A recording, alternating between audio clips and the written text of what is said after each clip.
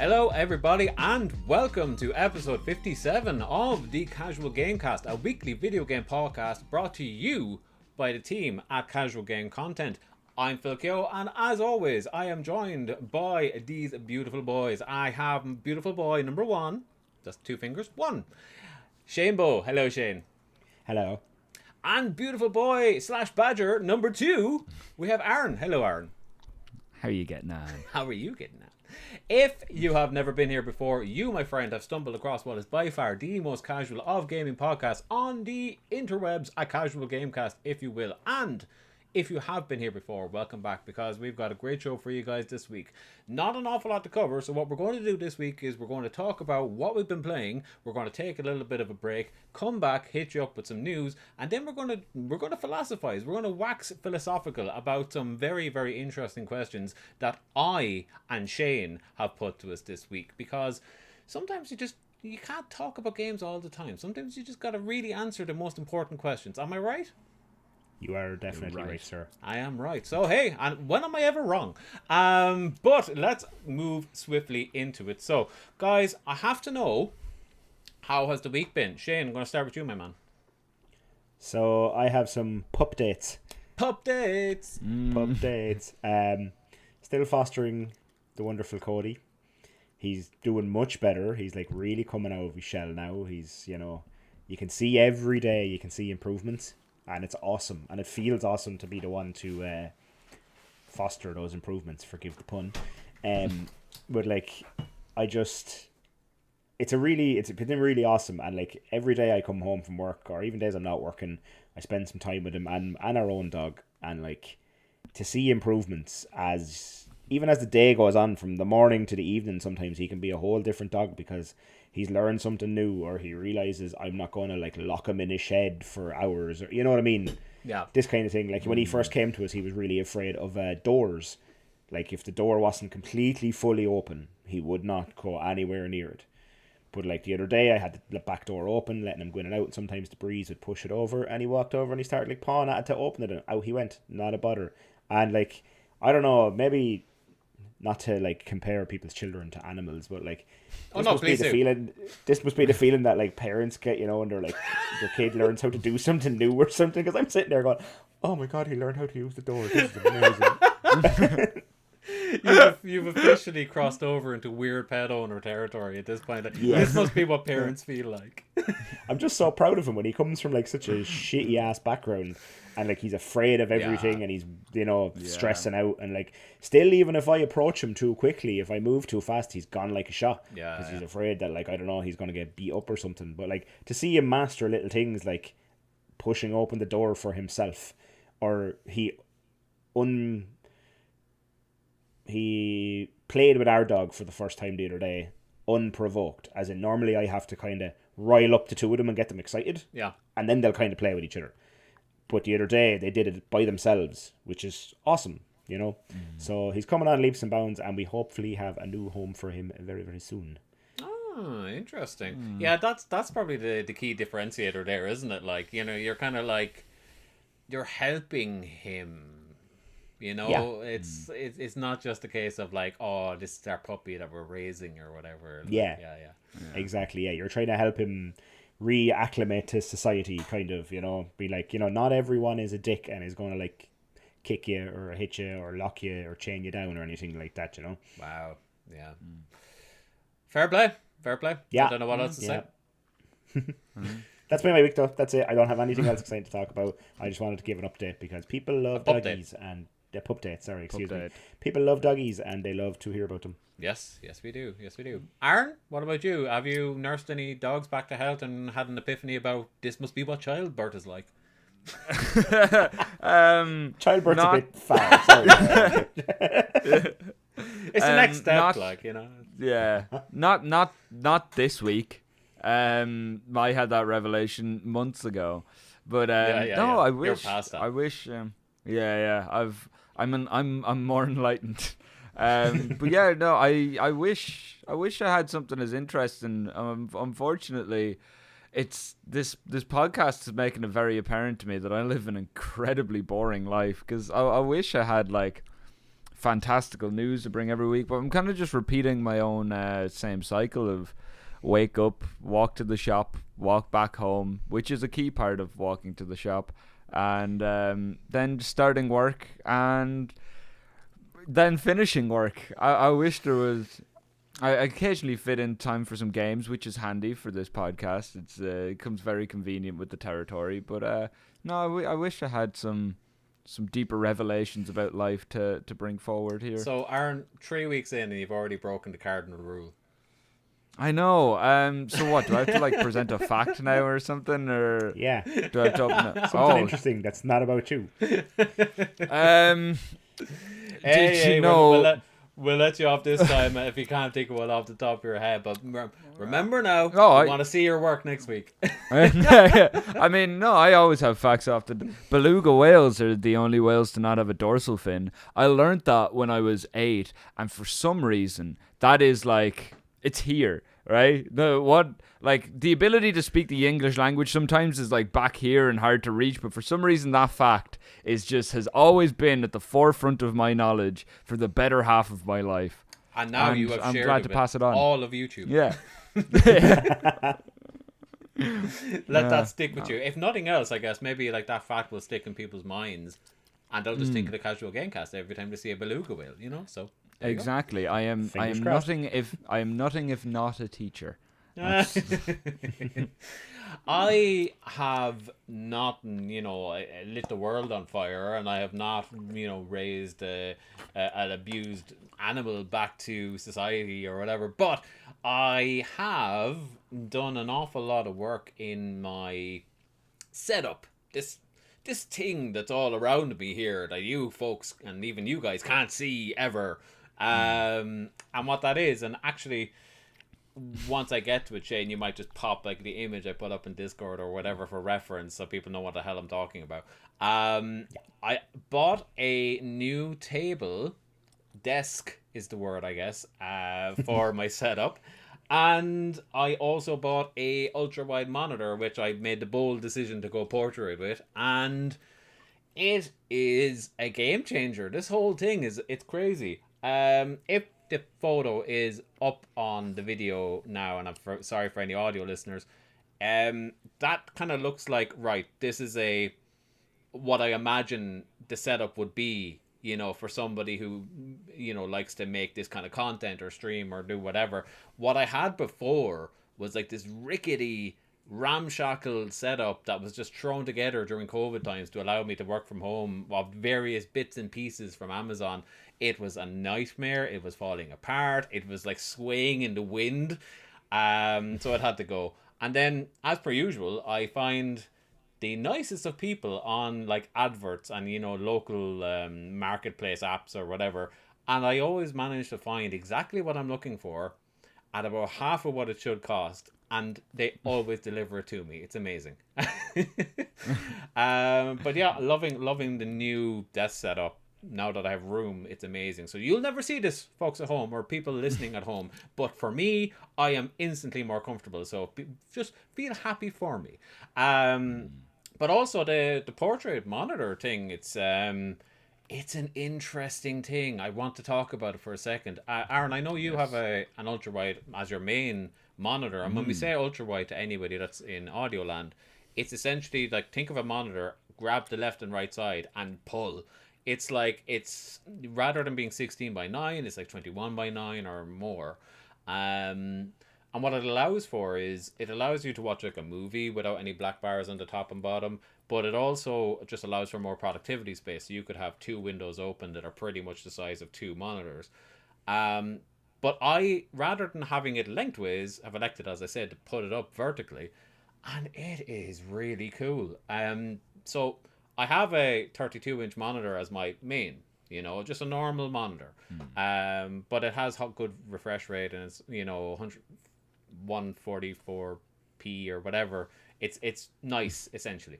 But when I'm playing a game on that, I just want the other monitor for reference, and to be able to have like 4 things open at once, and it's literally only taking up like this much of my desk, is amazing. Because like I was playing Destiny the other night, and I'll get to that when we're talking about what we're playing, by the way. But I literally had the wiki open, I had Spotify open, I had a YouTube video of what to do open, I had something else open as well, and they were just stacked on top of each other, 1, 2, 3, 4, you know, all in their own lovely, perfect window. I was like, God, this is really changing my life, you know. You know, a good monitor setup is the entirety of productivity. You know, it's the same as, like, I don't know, whatever way you line out your clothes drawers. It's gonna help get up and get ready in the morning better. I can tell you from first-hand experience, I went from dual monitors to an ultra wide and a 16 by wide. And even, like, I found with the ultra wide straight off the bat, there was about, I'd say, 2-3 months, I was having some weird issues with Windows where for some reason every time I turned on the secondary monitor, my Wi-Fi would just cut out. And like I googled it, and other people said they had the same problem. And even, like, you know, the like Microsoft forums where, like, actual Microsoft developers comment underneath it. They were like, yeah, we call this a what the fuck problem because no one has a clue what happened. And it's like, it's just apparently like an odd quirk that occasionally occurs. It just stopped happening again overnight, so it's grand. I have it open now. But there was even for a while there, just operating off the 120 by 9. 21 by 9, I mean, was almost better than just two duals side by side. I'm interested to see what yourself does with a sideways one. I never thought about mounting a portrait, but I'm hoping, and now my mind is like electric with ideas of what to do next. Like, yeah. Now I'm just like, do I put, because the thing is, but my big normal monitor, this one, even though it's like lower in resolution and technically is like a smaller inch, you know, span or whatever, lengthways, like horizontally, they're the exact same length. So what I'm thinking is, because that's like to one side, I could easily fit another one of these bad boys if I could find one cheap enough underneath this monitor, and maybe another one over it, and then maybe flank it with another. So I'm just thinking, I was just going to say that to you. You should have, like, you should have portrait mode, like, you know, either left and right portrait mode, ultra wides, and then maybe another one up top of your existing monitor, kind of angled a bit back towards you, so you can just you don't have to look up too much. And then you're like, you know, you're living in the NASA cockpit right there. Man, like. it's like Star Trek at that point, you know. Yeah, awesome. The monitor bowl. Flying the Nebuchadnezzar, like, you know. But yeah, no, that's the biggest thing that happened to me this week. But like, it all led to something that I'm going to be terrified of for the next week or two, especially when going back to streaming next week. Because obviously I had to postpone while all this was being pulled apart. Is I pulled everything out, my PC and like the 4 million cables that go into it out, and then had to put them, you know, put in the new desk and whatever, and then put them all back in. Something is wrong. I'm sure something is wrong, you know, and I won't know until it's too late. But hey, we'll find out. If you at home are suddenly seeing it, I'm sorry. But anyway, moving swiftly on. Shall we get into what we've been playing this week?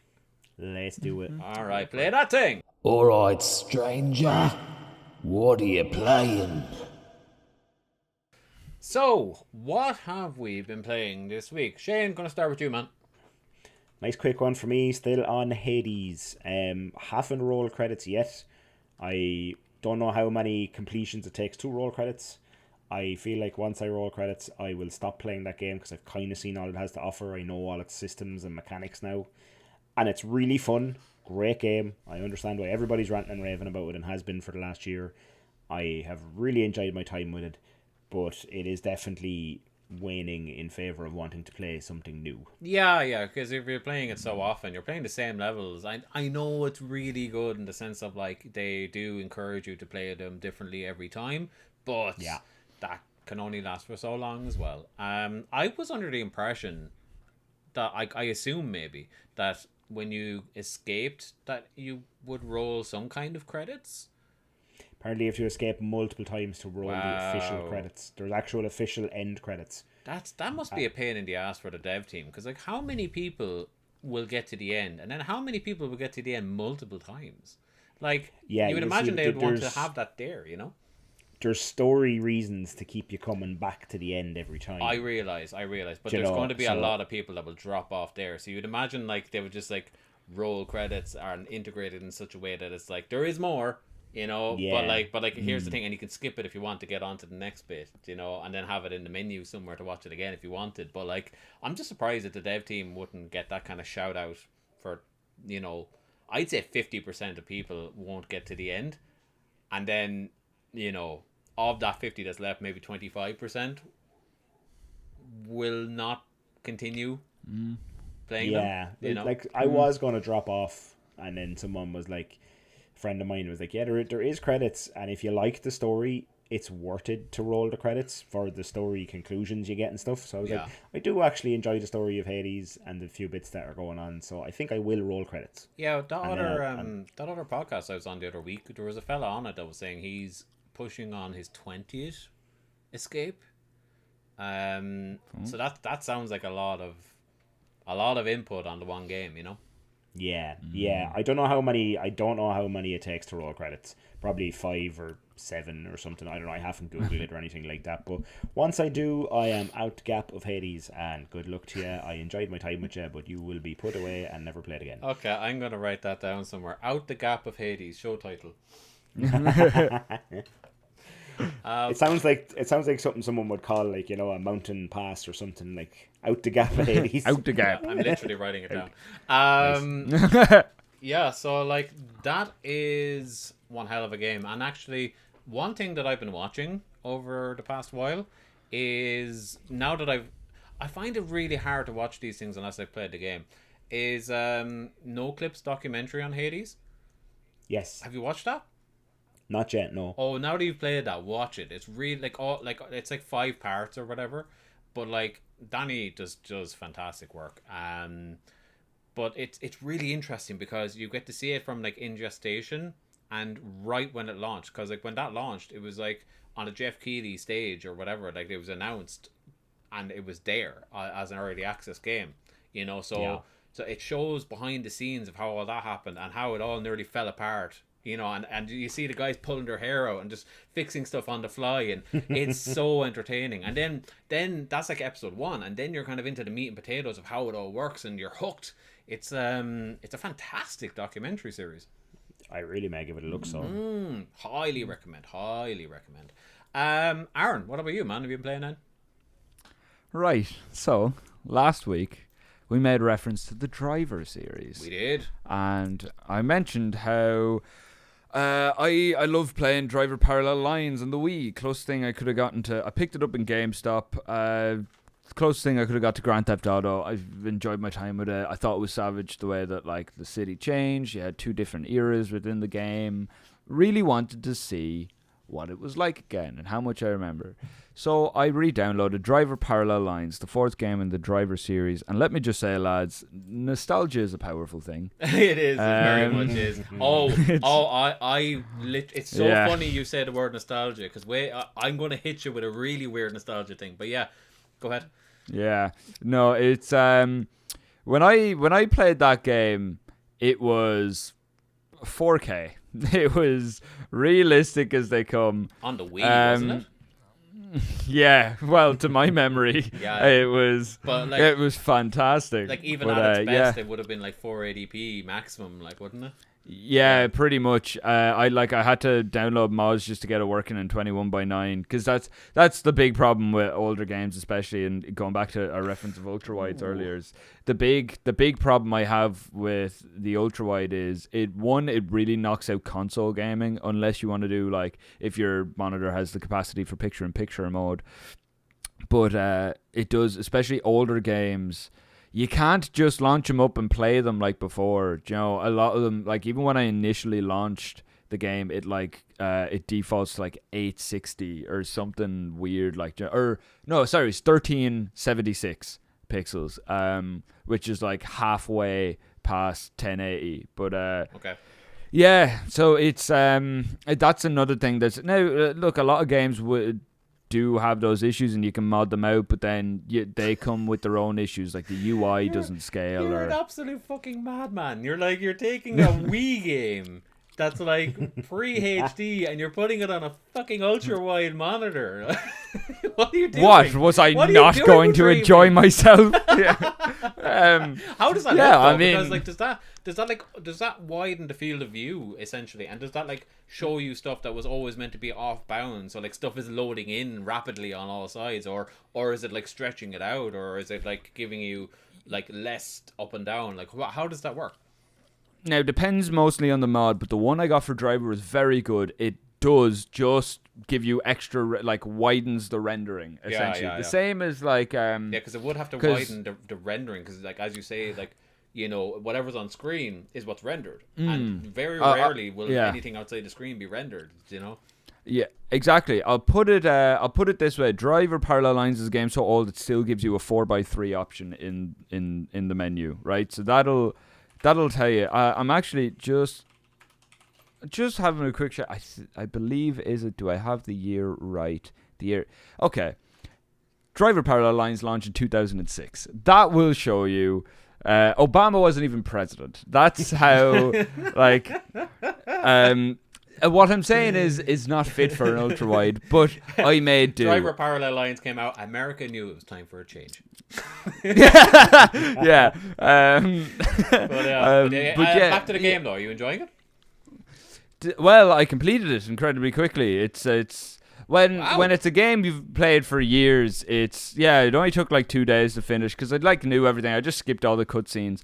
Going back, and I mentioned this in the green room. Have you ever played a game so much that like you just have Pavlovian responses to the sound effects in the game? You know what all the cutscenes sound like. You know where all the voices. So it was. I mean, it's a night. I like doing that every so often, just like revisiting like games from like years ago, just seeing do they stand up.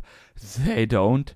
But yeah, when you have at least that's one of like the big positives now is a lot of times with these older games, people are like, I wanted to play this on an ultra wide as well, so I'll mod that in because I have the capacity. So I mean, the fixes are available now. They come with other issues, as I said, like UI won't scale, or a lot of times like cutscenes will still be 16:9, but like nothing that'd upset you too dearly. So in saying that, I what I wanted to wrap up on was it sounded like a good idea, but ultimately everything was blurry, and I was very let down by my bad memory. Yeah. Well, here's the thing, right?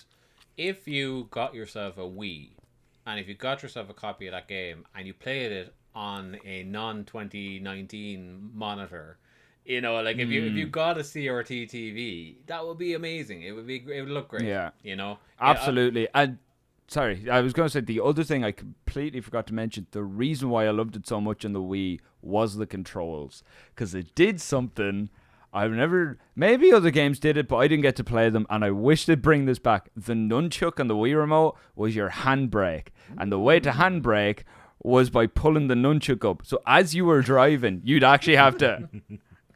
And it was never not cool, right? And you don't get that on a keyboard and mouse. That's very true. I also did some modding actually this week. First time modder. Actually, I lie. I've modded Skyrim and Fallout, but that's kind of done in the game these days. And Nexus mods makes it easy on PC. But like, I actually applied proper in-depth mods this week for the first time on... I got a notion that I wanted to play an RPG, and I haven't played it yet, so I won't speak about it, but I did mod it, and knowing me, I'll never play it. Which is Final Fantasy VIII, but specifically the remaster, because... And you would think I wouldn't need to mod that, but you do. Because number one, it doesn't work if you've ever changed your Steam names. You have to go in and modify files in order to make it work. But which is amazing. But that game is really bizarre because they did a lot of work on the character models on Final Fantasy VIII when they did that remaster, and completely left the backgrounds and all the textures alone. So you're like, your character looks flawless, and is running around in very indiscernible, like you can't even really tell what you're looking at sometimes. That's the kind of blurriness of the backgrounds, you know. So I went in and I found that people have been doing great work in terms of AI upscaling and all that type of stuff. So modded the absolute balls out of it, and I am looking forward to jumping into a somewhat playable experience. But even when I did that, it apparently, like, I was running really badly, and I was like, oh, did I mess this up? I must have messed this up. I'm after messing with all the files. I'm after doing something. It's a me problem. It's not Square Enix. I should never think Square Enix would release a subpar product into our lives. That would never happen. But no, that was the case, because I launched it and it was in bad frame rate, and I kind of thought that was my fault. And then I took off the mods, and the same issue was there. And it turns out, unless you go and apply very specific back-end configuration on the system level of the PC before playing this game with plugins installed from Windows and stuff to allow you to, you know, modify performance of applications, it runs at like 13 frames a second when it should be running at 30. And it's bizarre. It's like, how did they release this? Like, you know, this is a big company, like, you know? Yeah. And it's just like forums are full of people fixing it, and they just ignore it. This is like a 2-year-old game. Yeah, I remember seeing about those AI enhanced backgrounds, because it was a cousin of mine. Just as I did with Drive Parallel Lines, he loved the Final Fantasy, about 7 and 8 growing up.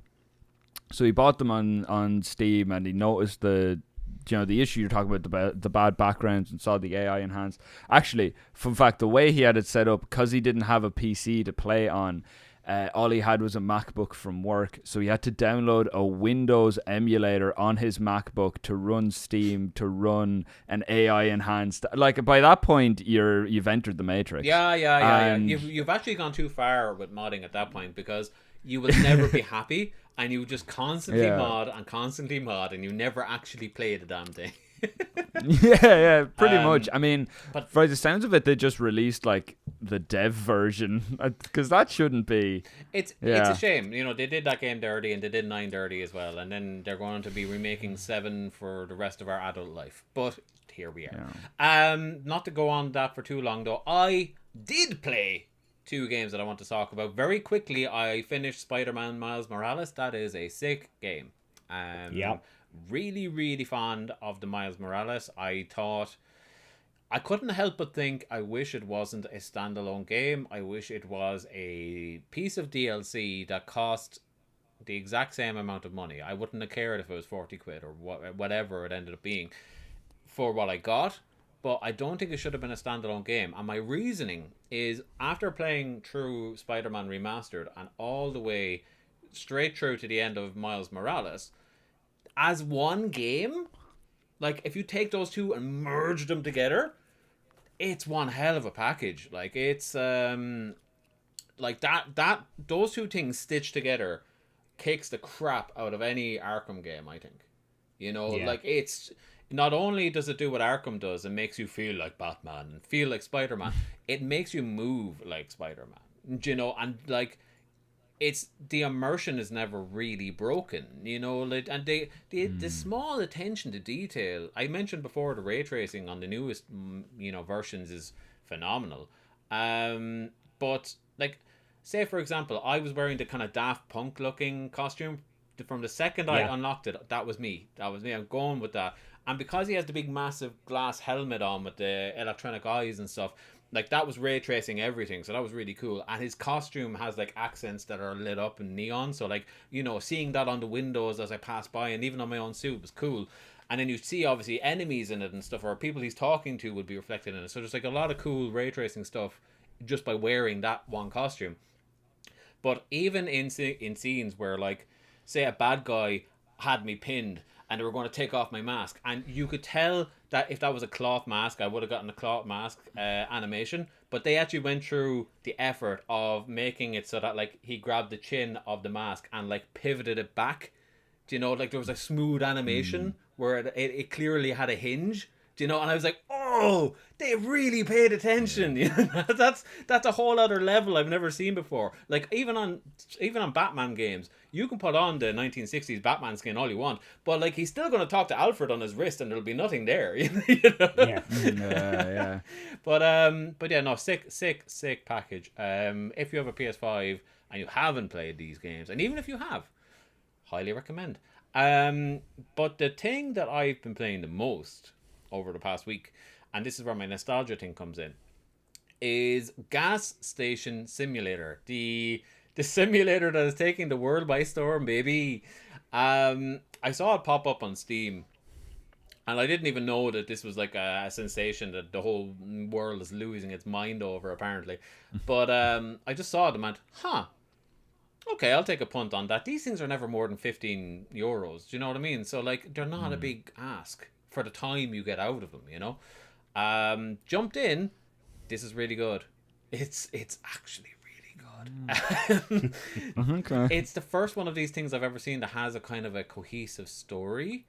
Like, you start off and you're like, you know, there's like an opening cutscene where you're a dude driving along to get to this gas station he's just bought, and then your uncle is calling you and talking you through stuff, and there's like a mafioso dude that's like out for your blood, and you have to kind of like borrow from him and pay him back, and there's a whole, you know, push and pull with the story going on that never happens in a house flipper or anything like that. That's just like you're off on your own thing. This is kind of like, yeah, you're doing your own thing, but there is people and story to interact with here, which is kind of like, it's light. It's not like, you know, Uncharted or something where it's like set pieces and like, you know, big dramatic stories, but there's something.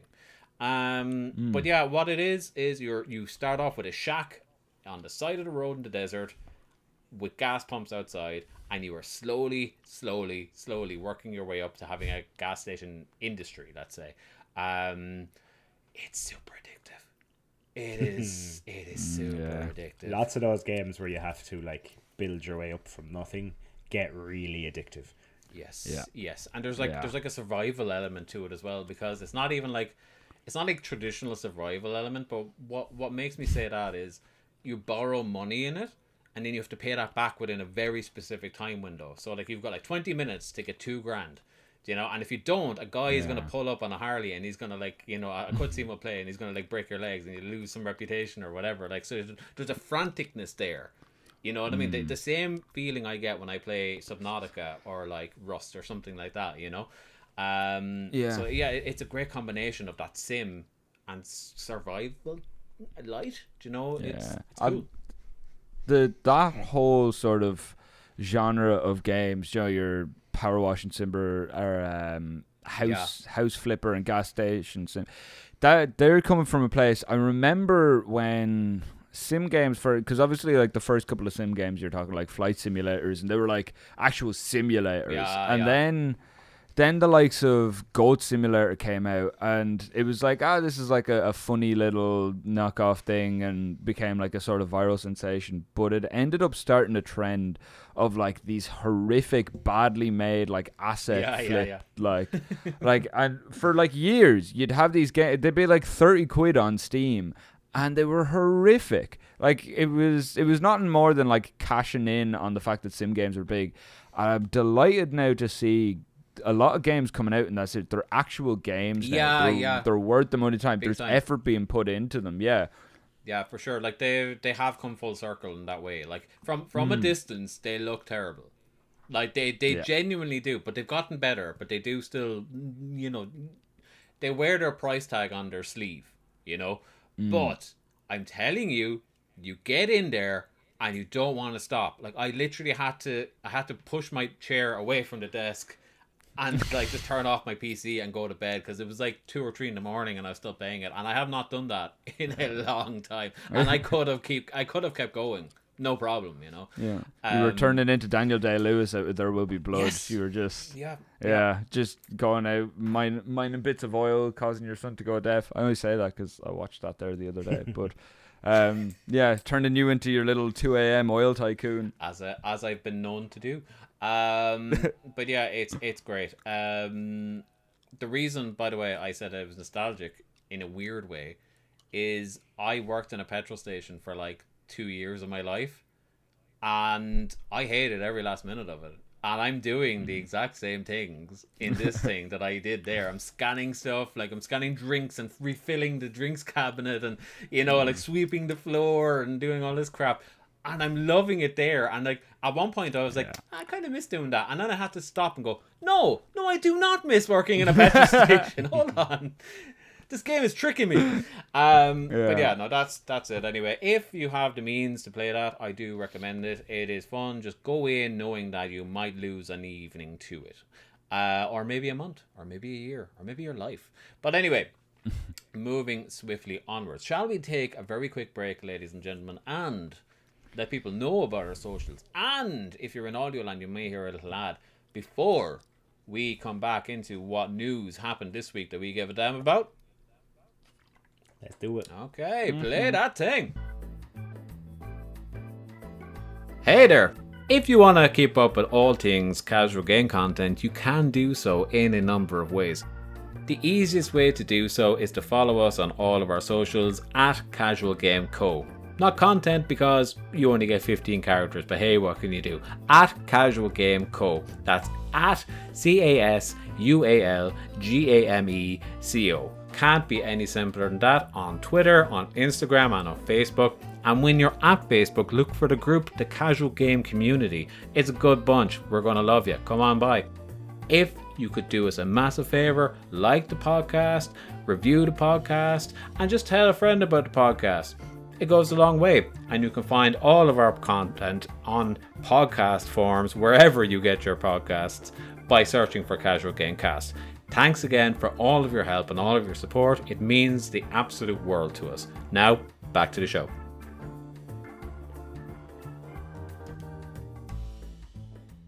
And we are back. So, this is the point of the show, Mr. Bo, where we talk about all of the news that we gave a damn about this week. And there wasn't a huge amount, I'll tell you that much. But what is there is kind of interesting.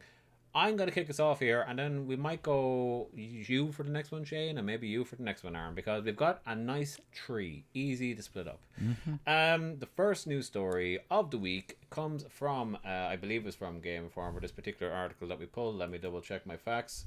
VideoGameChronicle.com, pardon me, good thing I checked. Where nearly 500 Xbox and Dreamcast prototypes plus unreleased games have been uncovered. Sorry, I butchered that title. But what the bones of this is that an awful lot of previously unreleased content has been released, I guess, through the group Project Deluge, who have been known to, what's the word I'm looking for, chronicle old video game related data and projects and stuff that, may not be in the mainstream. We're talking, prototypes, we're talking dev diaries, we're talking, all of that crazy nonsense. And they have somehow come across a hell of a lot of unreleased Xbox, PS2 and Dreamcast stuff. Not a lot in there is lighting my world on fire when I look over what they've discovered, but this could very well be like that, Nintendo data mining thing that happened last year, where we're going to just have months and months of, hey, who knew, there was a Jack and Daxter going to happen on the Dreamcast and we never knew about it. Like these types of things could still be trickling out to us, but for the time being, it's a lot of unknown games. I think I saw like an American Idol game and a few other bits and bobs coming out of there, but nothing, as I said, that's lighting our world on fire. But I want to pose you guys a question with this article, okay? Unreleased information about PS2, Xbox and Dreamcast. If you guys could like laundry list a kind of a wish list of what you would like to have seen coming out of there, what would you like to see? Like, is there anything from that era that we never got, or maybe that we almost got, that you would have like loved for, to be in this pile of goodies? I may have to throw that to Aaron because my memory's not that great, and I'm trying to think back of like games where we were maybe supposed to get back then and never did, and like I'm just drawing like I'm not. I can't remember that well. I'm gonna have to throw it back to Shane because that's a bit before my time and all. I'll be honest with you. How old would you have been? You would have been quite young.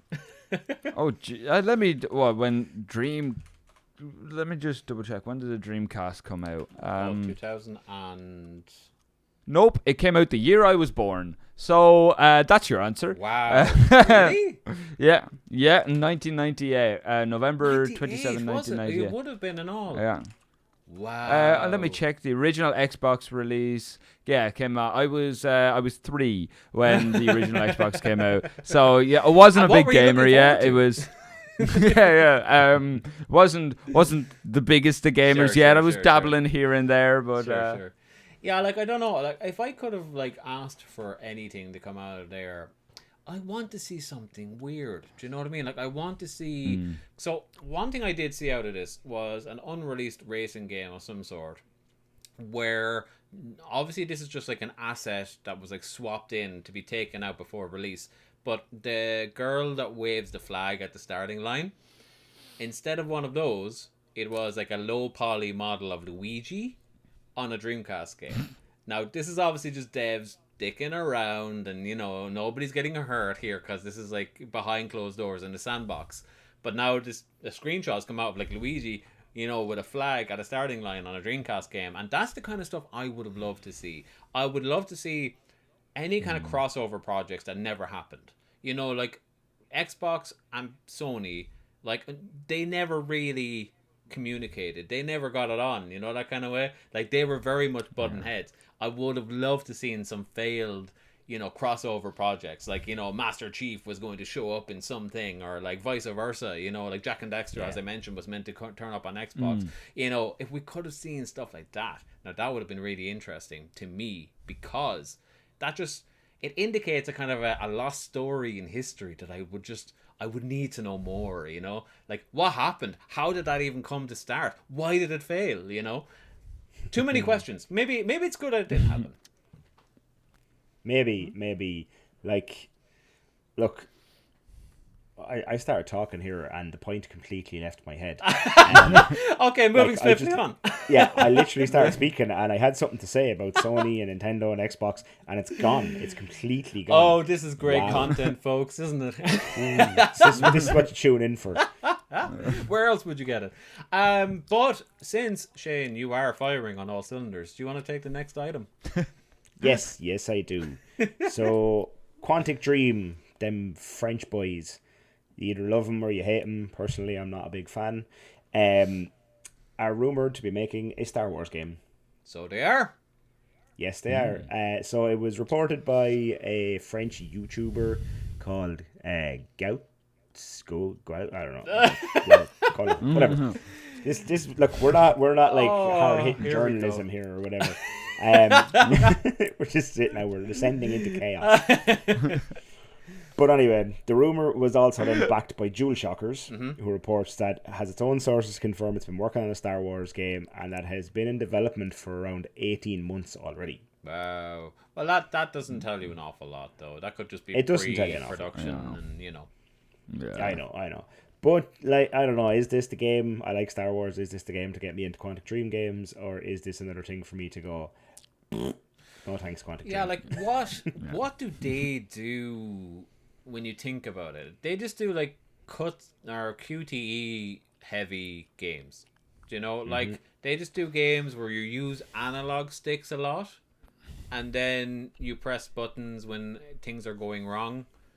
And that's about it. You know, they kind of tell you that there's a big grand narrative happening that you've so much control over, but you always end up kind of the same place. I liked Heavy Rain at the time. I will say that, because I thought it was interesting at the time. It doesn't really hold up anymore, but like at the time it was interesting that like the killer in Heavy Rain, and I won't spoil it even though it's 10 years old now. Like, you didn't necessarily know who that was until the end, and you could get a lot of the characters there to the end. But like, I remember my first playthrough was just the killer won, you know, and he just succeeded. Yeah. And I thought that was the ending. And this is before I was like fanatical about looking stuff up or whatever. And like 6 months later, I was talking to somebody else about it, and they were like, "Oh no, you just got the worst ending." And I went, "What?" You know, and that was cool. But then I played like all of their other things since, like Beyond Two Souls and Detroit, and I don't know, like there's just there's something there that they could be really, really good. Like, there's a lot of polish in there, and there's a lot of potential in there. Yeah. But, like, I think David Cage just needs to be fired from that studio or something, because, like, I think his own pretension just bleeds through, you know? Yeah. And, like, if that studio is so talented, it seems, but it's the pretension that holds it back, you know? That's exactly my problem with Quantic Dream. To me, they are they're triple A Telltale. Now, Telltale wasn't pretentious, but like that's what their games are. They're well, a little, but but like you just walk through the game and you pick the odd dialogue option and stuff, and like whatever. But like that does not hold my attention, no matter how good your story is, because quite frankly, some of their stories are only okay anyway. Yeah, for sure. What do they do with Star Wars? This I'm wondering, like, you know, like, I don't know, what do they do? Like, do you just sit on the Jedi Council or something and people come in and air their grievances and you're like, no, we do not grant you the rank of master. Good luck. Yeah, that's what I was just trying to think of that quote. I don't know. Like, I think for my money, it has to be a new story, like a Mandalorian type thing. Do you know? I think so, yeah. Like, I think that would serve it better. Yeah, because, like, Star Wars is funny because it has such low standards for the fans because they've been burned so often that anything that's anyway good is great. Yeah. But at the same time, they have such high standards for the lore. So if you could have like something that's great, but just, you know, the fans take issue with like one aspect of it, it'll destroy it. You know? So like, it's a very hard position to be in, I think, to kind of say, right, we're going to do a narrative-driven tale in this universe. You know what I mean? Like, if this was just another lightsaber game, they were easy to win, to be honest. Like, you know, like look at that last one that came out by EA. Like, it's not exactly Shakespeare, you know what I mean? It's like a Dark Souls light with a serviceable story, and people loved it. Do you know? Yeah. But like, if it's just story, like with QTEs, I don't know what kind of a tale Star Wars can tell to hold me there for more than an hour and a half, you know? Yeah, it's going to have to be some deep shit, but like, I don't think Star Wars has it in it. You know what I don't think so either. I honestly, I often wonder, because like the best thing about The Mandalorian was it was the least Star Wars thing while it's also looking like a Star Wars thing. Yeah. Do you know what I mean? It was a Western, you know, and Yes. that's what was great about it. So I hope to do something like that. Hopefully. Fingers crossed. We'll keep an eye on it and report as more information develops, but I say we'll report. We'll probably be like, you know, Quantic Dream's at it again. Good luck. The boys from France. The boys from France. Aaron, do you want to wrap us up with the last news story? I will do. Right, boys, did yous ever play with Pokemon trading cards and then think to yourself, I wish these were digital? The Pokemons. I haven't. Yeah, maybe. I don't know. I had a Game Boy Color game. Well, whether you have thought that or not, the Pokemon Trading Company the Pokemon Company with their trading cards are releasing a trading card game for iOS, Android, PC, and Mac. Yes, because this is a new. There's a lot of Apple users love Pokemon. Yeah, well, I'm sure they do. It is actually a revision as well because, like what are they called? The TCG has been on PC anyway. I don't know about mobile for quite some time, but I know the fans have not been massively happy with it. I know that there's always an irksome. I don't know anything about it, and I don't know a single person that plays it. But I listen to a lot of gaming podcasts, and there are people out there that are into this type of thing, and they're not happy with the way it was. But this seems like it's going to be the new lick of paint that they needed. I don't know. Yeah, I mean, I see there's definitely ways they can get it working. I know the comparison, the Yu-Gi-Oh! Duels that came out, Link Duels, that was very successful. Was and very good. And I'm assuming they're hoping to do the same thing as well, because one thing they've mentioned is not only does it use the official trading card game rules, but players can pick up wherever they left off on any supported device, whether it be mobile or desktop. So you could be, you know, if you're doing your work, you can play a little trading card game in the corner of your screen, and then when you go for your walk, you know, to go get lunch, you can carry on the battle on your phone. Or it's what's the word? Accounts across all platforms, no loss of data. Play it anywhere. I mean, that's something I'd safely imagine this is coming off the back of the big success of how popular the Pokemon cards got recently through trading, or what's the word I'm looking for? They got back into like trading or buying the highly rated cards. The Pokemon cards never went away, is the thing. They had like a lull for about a decade there, but people were still buying them and collecting them. But yeah, the COVID really did a number on Pokemon cards, because all of a sudden people were going back and jumping into pastimes that they hadn't thought about in decades. Like, we all did it. We all picked up something, And in terms of Pokemon cards, people were going out and buying the big boxes of cards and doing opening videos or live streaming them, opening them, or whatever it was. And they were getting millions of hits. And then all of a sudden, just having the idea of Pokemon cards was making people money. So then all of a sudden that money got funneled into Pokemon cards. And people were literally bidding hundreds of thousands for a blind box of cards that are like cardboard. It's cardboard. Yeah. But it got to the point that even Best Buy and places like that, they had to stop people from queuing ahead of the shop opening, because there would be lines down the street for Pokemon cards and baseball cards or whatever, more so Pokemon than any of them, and Yu-Gi-Oh, I guess. But they actually had to stop doing it because they were getting violent. People were bringing guns and bats to this line for Pokemon cards. Like this thing that a child should be buying. I don't think it's crazy. I think that is perfectly acceptable. That is exactly how things should be run. I'm really interested to see how the guns and bats integrate into the electronic TCG. If you actually go back on this very podcast, and look for the episode, How Do You Scalp a Happy Meal? Mm-hmm. This will explain to you what was going on with Pokemon cards at the time, because we reported on it right in the middle of it. That's right.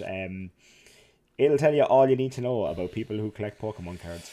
Yeah, and like, the thing is, I know you say at the time, but this is still going on. Yeah, I'm still seeing some articles, especially about as you said, Phil, like Best Buy and places like that. They're still dealing with like people just raiding shelves.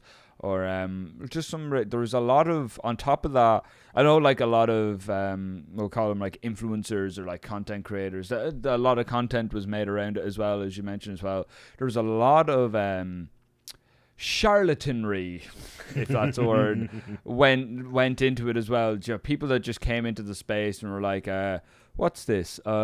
Squirrel Tal. That card's worth $100,000, and people are like, okay, it's worth $100,000 because he says it is, and I'll just pay $100,000 for it. And so like there's a lot of issues with that as well, because I mean it's kind of what just happens when there's money.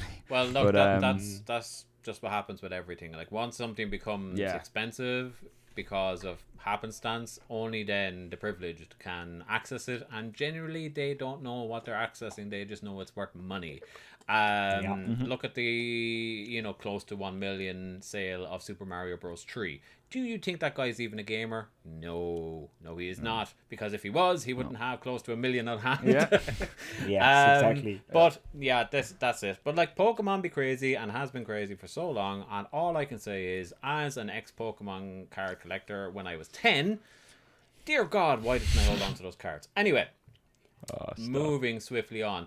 Let's wrap this show up, ladies and gentlemen, with the question of the week segment, which this week doesn't come from the community. No, it actually comes from myself and Shane this week, because we are doing non-community but in podcast question of the week. All right, play that thing.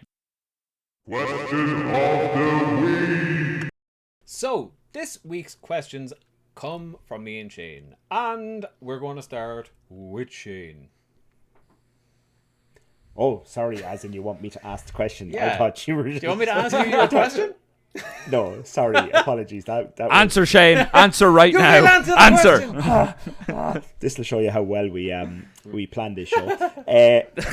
So my question was, you're about to be reincarnated. You've queued up at your local, heavenly municipal office for reincarnation. Okay. And you're at the desk, and the man or woman behind the desk or ethereal being, whatever you want to call it, is going to okay, it's reincarnation time. What do you want to be? Is it like a living thing? Does it have to be a living thing, I guess? Go with your gut, Phil, Okay. Go with your gut. Okay. Go what you feel. Okay. I want to be a swan. And the reason I want to be a swan is because, number one, you're majestic and mystical and stuff, And you love the ballet. I do love the ballet. It is a known fact, that they're not Streets of Rage characters behind me. They are, in fact, ballet artists. But no, mystical and, lovely looking or whatever, but a swan is threatening. A swan owns its domain, and you just really don't. You want to go near it, but you can't. And then when it turns on you, the fear you get as a grown bearded man walking around in a park. When a dog turns on you, you go oh. But when a swan turns on you, you run. You get the hell out of there. So yeah, I want to be king of the park. I want to be a swan. Nice, excellent choice. Or goose. Excellent choice. Goose would be second in line. Aaron, Fair enough. Aaron, you're in the queue. You've reached the counter. Yeah. Your number's been called. What are you going to choose? If I'm to be... 2 pounds of mince there, please. I know exactly what I want to be. I want to be reincarnated as a rich man's horse. Wow. I want to be a big, bold, horrifically inbred stallion for some royal principality somewhere, where I can make, watch him enjoy himself as I trot around the field, and then when I accidentally make a misstep, I get melted down for glue. It's a full life. Because yeah, it is. It's as cherishing and as fulfilling as it gets. To be fair, I think there's very few things are treated as well as the pets of rich people. So I think that's what I'll be a rich man stallion, which is also what I want to be in this life. But don't sell yourself short. Yeah. Don't reach for the stars, Aaron. Reach for the stars. And in a certain light, at a certain angle, I think you could get it. Yeah. Hey. Anywho, Shay, before we get ourselves in trouble, what the hell would you be? So my first thought was something that could fly, like a swan, for example, because being able to fly would be cool. And then I thought about this. Yeah, swans I was are kick ass when they fly at you. You don't see it very often, but it's Yeah. Yeah. And it's always in formation. They're they're out in an attack. yeah. Sorry, Shane, go on. You're fine. I do like the majesticness of a flying swan. Yeah, something that would fly was my first thought, but then I thought, you know what? I would like to be a golden retriever in an upper class family in Connecticut. A rich man's dog, I'm telling you. Yeah, I could lie on the porch all day and feel that summer breeze and just be a golden retriever, just chilling. And an upper class family would probably have some nice gardens around their house, and they'd probably have a front porch that I could lie on and bask in the sun, and I'd get treats, and people would rub my belly, and everything would be cool. It's a dog's life. The sad part is you'd probably be fed better food than you eat right now as well. So that's Probably. I don't mean that as I just mean what's available in the local supermarkets would be nothing compared to what a rich man's dog gets. Let's be honest. You were getting steaks with golden trimmings. You have your own personal chef. It's a golden trimming. Yeah, I don't know. It sounded fancy. Like gold leaf crap they put in food. Someone who watches a lot of cooking show. It's a thing. I just it sounded like little edible gold leaf that people put on fancy food to make it look fancier. To be honest, if I don't know, I'm assuming your rich owner doesn't know either. He's just it sounds fancy. Give it to him. Give it to him. This imaginary golden retriever I turn into is going to develop gout or something. Yeah. And at the end of the day, if he's eating better, have you already got gout? Maybe. Who knows? Gout is a rich man's disease, right? That's what they say. Yeah, that's true. That's true. You can only aspire to having gout. Definitely. I could aspire to being adjacent to gout. Yeah. I know someone with gout. Wow. I wish. But no, that's it. Okay, so interesting answers. Let's pose my one very quickly, and then we'll get out of here. Let's not spend too much time, but we all have an example of what I'm going to ask, I'm sure. But if not, just pass it on.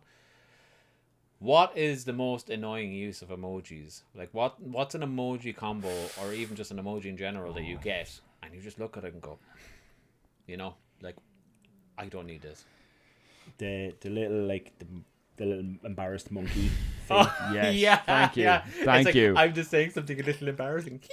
Yeah. Oh, this kind of thing. stop. Yeah. I was about to say the same thing. The second I see that, I'm like, I know your entire personality, and I don't have to learn any more about you. I do know people that use it that are lovely, lovely people. I don't personally get bothered by it, but I can see why. Yeah, I can see why for sure. Yeah. No, I never use emojis. I don't know. Emojis. Maybe I don't use them emojis now. I don't use emojis I do now. emojis They'd be now. beyond me. Show But, Grandad I don't use. your I don't. emojis. What's wrong with an old ha ha? What's wrong with an LOL? In my huh? day, we spelt them. This show has descended into chaos. Oh, and it's one of amazing. those weeks, ladies and gentlemen. Sorry. What about your? To be honest, I'm fully in the same. Like I'm not gonna lie. Like I'm I'm an emoji supremacist. I'm like, no, some of them. White only. I'm like the second. yeah. Yellow only. I only want Simpson color emojis. No, the second I have I like do a not. list I'm of just gonna- emojis. we're on YouTube. Oh, I do not. That was a joke. Okay. Joke. Go ahead. Sorry. No, I have like a list of emojis where I'm like, oh, if I get sent them, I'm like, I probably don't want to continue the conversation. I've unmatched with people on dating apps over like just overuse of emojis. I'm like, if you can't say it in words, don't say it at all. Go away from me. Wow. Okay. Strong That's- stance. yeah. Strong stance. Any in particular? Very strong that, stance. Irk you the most?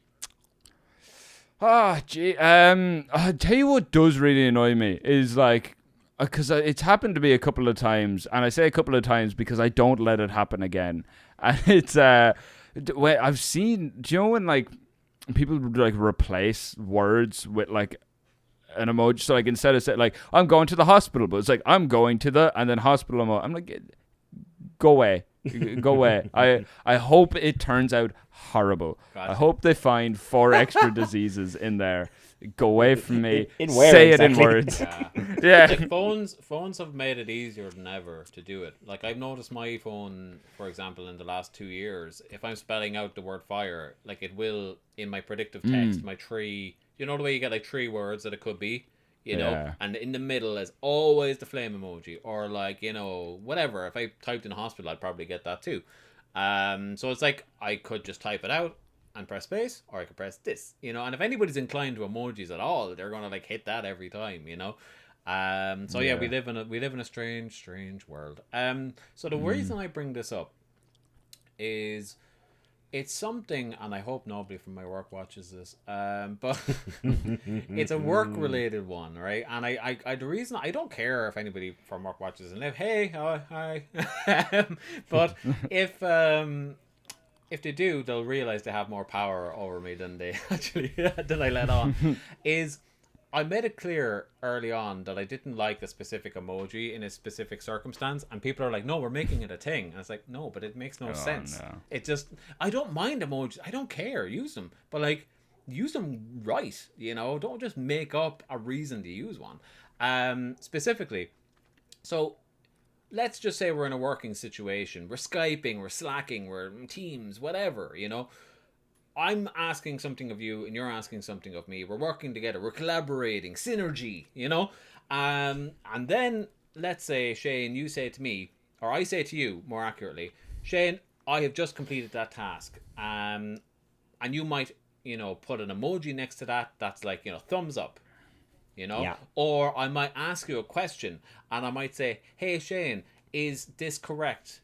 And you might just give me an emoji of a thumbs up. You know, standard etiquette is the thumbs up. Am I wrong in saying this? Standard etiquette is thumbs up. I do it in real life. Yeah, but like, I literally thumbs you up on this podcast sometimes. yeah, for sure. And like, it's kind of, it's just like, this is the agreed nomenclature for, Do you know what I mean? Like, or agreement, do you know? Thumbs up. Now, where I have an issue is in my workplace, certain people have started using a green check as the emoji. So I ask a question, and if it's a positive reaction, I get a check. And I'm just like looking at it, going like, I know that they're trying to say I agree, but that does not. That's just like, that's like saying correct. And in certain circumstances, that doesn't work. Do you know what I mean? Like, it's like, are you happy with this? Correct. Correct. You wouldn't say correct. Do you know what I mean? So, like, why are you using it in this way? And they're like, no, it's a thing. And I initially said, like, no, this is dumb. Go back to the other things. And ever since now, it's become this, like, operation of people just, like, checking everything that I said. You know? Like, everything is a check. Everything is a check. And I'm just like, I'm not letting on. I'm just like, I'm not going to give it any power. They'll get it out of their system in a month. Little do they know if they come to the end of this. The reason I'm saying at the end of the podcast is I know if any of them listen to the podcast, they don't listen to an hour in. But yeah, like every time I see it, I'm just like curling on my mouse mat, going, "This is wrong. This is wrong." Yeah, I do. I just thought of something. Something I do have a massive annoyance about when it comes to emojis is the ambiguity of the like praying hands or high five emoji. Yeah. I've been sent that, like I've said to people, it is like, high five. It's not even praying. It's just that's what it's meant to be. That's the thing, but it's used in so many different contexts that, like, regardless of what it's meant to be now, if somebody just thinks it's a praying hand emoji, then it is to them. So you just get sent like the same emoji for like completely different contexts, and like, I don't know, like, are you in agreement or am I like interrupting your ritualistic worship here? Like one of these days, Shane is going to text us saying, "Guys, I'm sorry, I've got gout," and I'm going to send like the prayer emoji, but he's going to think I'm saying high five. Yay! We made it. You're rich enough to get out. It actually worked out in the end. But that is it, folks. We have talked about what we'd reincarnate as and also what emojis piss us off the most. I like talking about things that aren't game related with you guys because I love you to pieces and I love knowing a little bit more about your weird idiosyncrasies, and I like to share mine. Now, with that, let's take it on home. So, guys, if you have stumbled across this show for the first time, I'm sorry, please go back to other ones because this one was a bit all over the place. It's one of those weeks. But you have stumbled across what is clearly the most casual of gaming podcast in the universe, a casual gamecast, if you will. And if you have been here before, thank you again for all of your support. It means the world to us. If you want to further support us in a number of free ways, you can do so by liking the podcast, sharing the podcast, subscribing if you're listening to this in audio terms, going to our socials, Casual Game Co. It's all right there, baby. Popping over to our YouTube channel and giving us a subscribe would be huge. We're currently trying to build up that YouTube subscription because we went like a year without using YouTube, and it kind of bit us in the ass a little bit. So if you could pop over there and give us a subscribe so we can build up all of our opportunities for further shows, that would be lovely. But also, I will be going back streaming now that I have my new setup. Every Wednesday, it is Wednesday, isn't it? Yeah, every Tuesday. God damn it. Every Tuesday we'll be streaming, and I have a new project that I'm hoping to launch this Tuesday, Casual Game Pass, where I'm going to be taking a look every week at 2 games from Game Pass on the stream. And Shane and Aaron, I might have some editing work afterwards. We'll talk. Anyway, that has been it, guys. Thanks a million for sticking around. I have been Phil. He has been Shane. He has been Aaron. Take care. And most of all, stay casual. Bye.